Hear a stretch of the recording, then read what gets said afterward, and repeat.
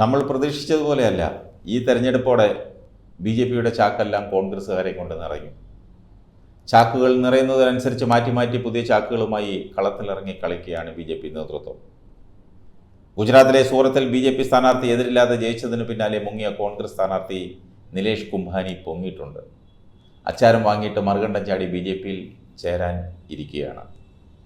ഇയാളുടെ നാമനിർദ്ദേശ പത്രിക തള്ളിയതിനെ തുടർന്നാണ് BJP സ്ഥാനാർത്ഥി മുകേഷ് ദലാൽ വിജയിച്ചത്. ഇതിന് പിന്നാലെയാണ് നിലേഷ് കുംഭാനി മുങ്ങിയതും പിന്നീട് പൊങ്ങി BJPയിൽ ചേരാൻ പോകുന്നത്.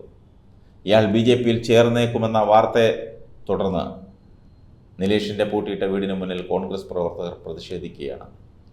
ജനങ്ങളെ വഞ്ചിച്ചവൻ എന്ന പോസ്റ്ററുമായിട്ടായിരുന്നു പ്രതിഷേധം. അതുപോലെ മറ്റൊരു നാണക്കേടുണ്ടായത് കൊച്ചു കേരളത്തിൽ കണ്ണൂരിലാണ്. KPCC അധ്യക്ഷൻ സാക്ഷാൽ കെ സുധാകരൻ്റെ മുൻ PA VK മനോജ്, ആ മനോജ് കുമാർ ഇന്ന് BJPയിലാണ്. 2004 മുതൽ 2009 വരെ കെ സുധാകരൻ MP ആയിരുന്ന സമയത്ത് മനോജ് കുമാറായിരുന്നു PA.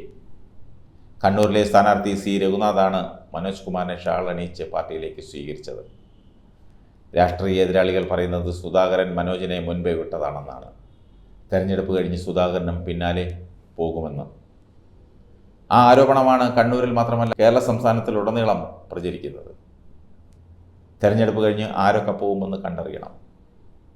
BJP അവകാശപ്പെടുന്നത് പ്രമുഖരായ നേതാക്കൾ വരുമെന്നാണ്. പലരുടെയും പേരുകൾ പറഞ്ഞു കേൾക്കുന്നുണ്ട്. മുൻ മന്ത്രിമാരും MP മാരും MLA മാരും ഒക്കെ അതിലുൾപ്പെടുന്നുണ്ട്. പലരും നിരീക്ഷണത്തിലാണ്.